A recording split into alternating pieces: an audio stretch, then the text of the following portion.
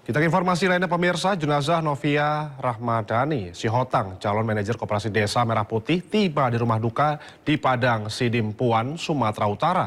Kedatangan Novia disambut isak tangis keluarga.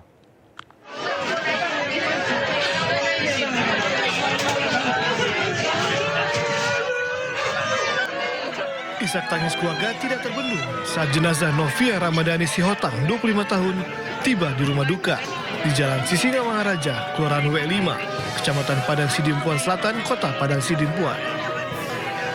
Novia meninggal dunia saat mengikuti latihan dasar kemiliteran di Jakarta sebagai siswa untuk program Sarjana Penggerak Pembangunan Indonesia untuk program Koperasi Desa Merah Putih pada Selasa 23 Juni yang lalu.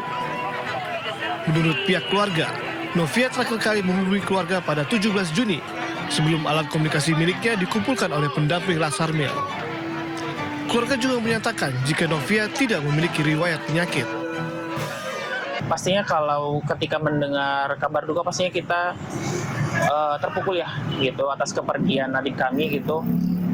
Dan memang kepergian adik kami juga di hadapan saya gitu karena memang saya mendampingi beliau ketika dikabari dari IGD hingga ke ICU. Pihak keluarga telah mengikhlaskan kepergian Novia.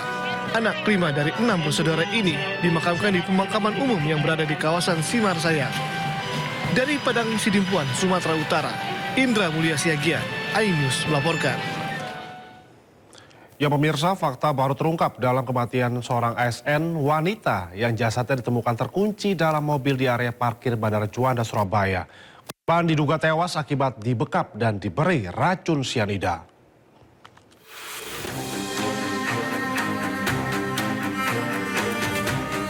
Korban dikenal sebagai Sekretaris Dinas Perumahan Rakyat Bangkalan atau orang nomor 2. Korban merupakan perempuan yang baik dan ramah kepada para bawahannya serta rajin bekerja. Sebagai seorang pejabat di lingkungan pemerintah Kabupaten Bangkalan, korban memiliki ruang kerja sendiri.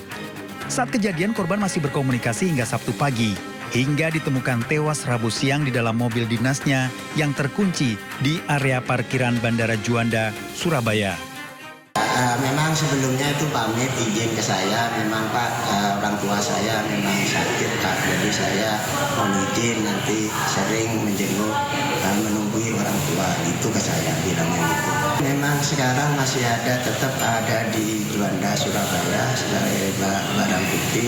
Mungkin nanti setelah ada informasi dari pihak kepolisian nanti kita bisa berkomunikasi untuk mengambil mobil tersebut. Keluarga korban yang diwakili kuasa hukumnya mengatakan berdasarkan hasil otopsi sementara Rumah Sakit Bayangkara, korban terindikasi kuat jadi korban pembunuhan. Bekas kekerasan benda tumpul pada tubuh korban, baik di bagian telinga dan wajah. Dari hasil otopsi sementara tersebut, keluarga menyimpulkan bahwa ini telah ada indikasi pembunuhan.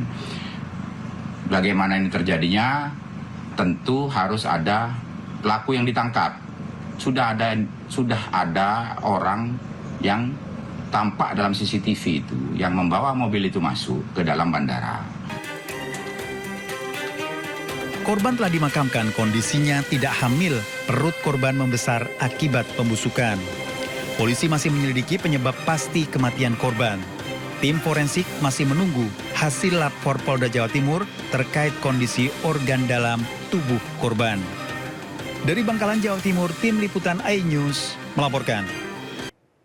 Kita ke informasi lainnya pemirsa, Taufik Hidayat, pelaku penyiksaan dan penyekapan gadis YT selama 3 tahun di Bandung, Jawa Barat secara sadis beraksi di 4 tempat berbeda. Tersangka dijerat pasal berlapis dan hanya diancam maksimal 12 tahun penjara. Keluarga korban YT tuntut keadilan.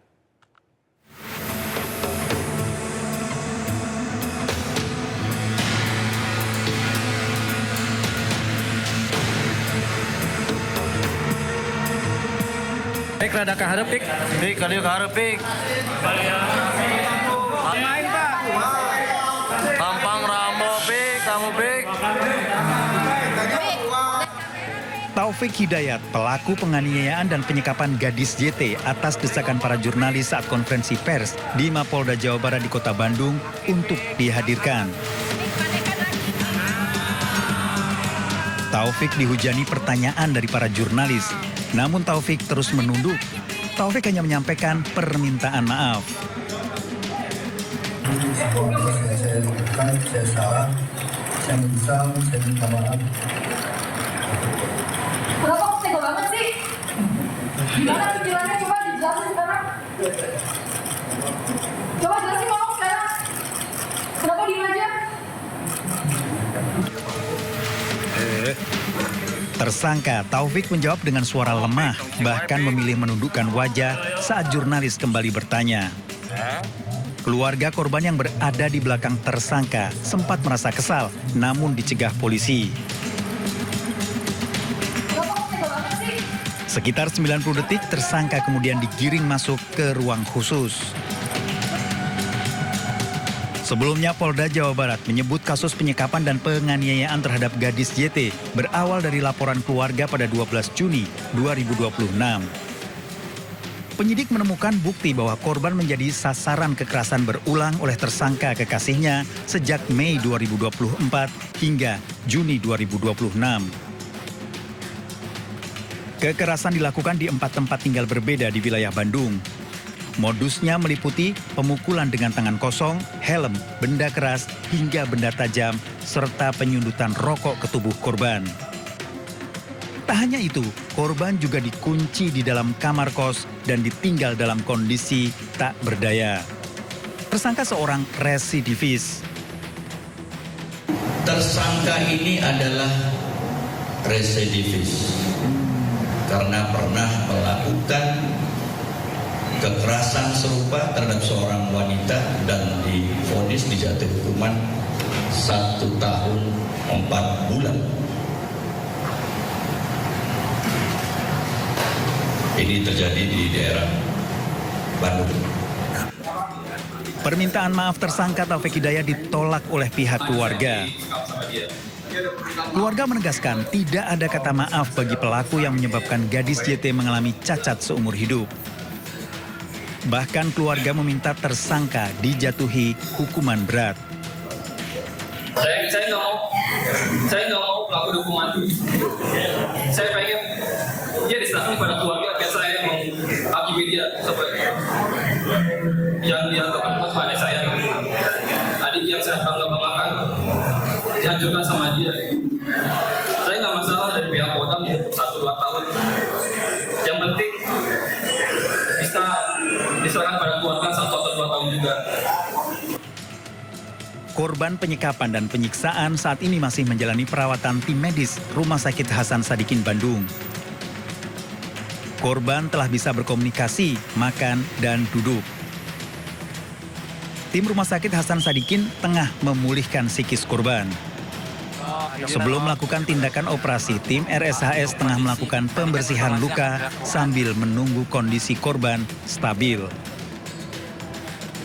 Atas perbuatannya, tersangka dijerat pasal berlapis mengenai penganiayaan berat, penyanderaan, dan perampasan kemerdekaan dengan ancaman hukuman maksimal 12 tahun penjara. Tim Liputan iNews melaporkan. Cemburu dan lelah bekerja, alasan Taufik Hidayat menyekap dan menyiksa YTR, gadis asal Bandung, secara brutal. Pelaku yang bekerja sebagai penagih hutang juga disebut temperamental dan kerap mabuk minuman keras. Alhamdulillah, udah kita amankan. Atas nama siapa? Cemburu buta dan stres akibat tekanan pekerjaan. Rupanya itulah motif Taufik Hidayat menyekap dan menganiaya YTR yang tidak lain kekasihnya. Kita menuju Polda Jabar ya. Bang, awas bang, kanan bang. Kepada polisi, korban mengaku jika pelaku memiliki masalah pekerjaan, maka ia melampiaskan kekesalan dengan cara menyiksanya secara brutal.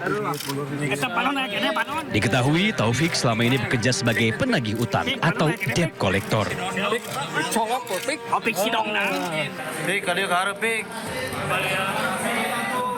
Tidak hanya itu, pelaku juga hampir setiap hari mengkonsumsi minuman keras hingga kerap memicu pertengkaran dengan kekasihnya dan berujung penyiksaan.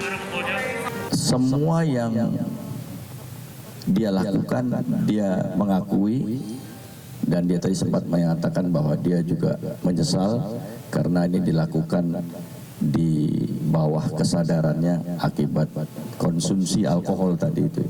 Setiap hari ini konsumsi alkohol, selalu berdebat dengan bercecok dengan kekasihnya dan terjadilah penganiayaan seperti itu. Taufik kini telah menjadi tersangka kasus penyekapan dan penganiayaan. Ia dijerat dengan pasal 451 tentang penyanderaan dengan ancaman hukuman paling lama 12 tahun penjara. Polisi juga menjeratnya dengan pasal 446. Sementara kondisi kekasihnya kini mulai pulih dan masih menjalani perawatan intensif di Rumah Sakit Hasan Sadikin Bandung. Tim Liputan Ainus melaporkan. Hingga kini proses hukum kasus dugaan penyekapan dan juga penyiksaan dengan tersangka Taufik Hidayat terus bergulir.